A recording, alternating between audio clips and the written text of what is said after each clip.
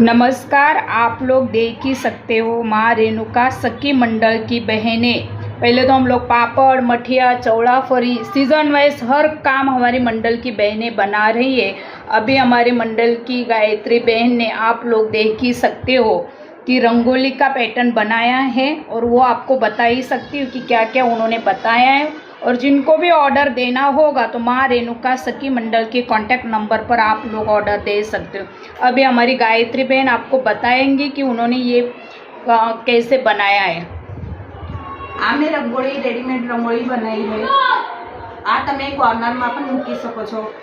आ तमे डोर में दरवाजा पट्टी टाइप नहीं तो तोरण तरीके पण लगाई सको छो। आ तमे दीवा अथवा थारी ए बधुं मूकवा माटे राखी सको छो। आ तमारे जे डिजाइन जोती होय ए डिजाइन प्रमाणे अमे बधुं बनाव्युं छे। तमारे जोतुं होय तो ऑर्डर करो।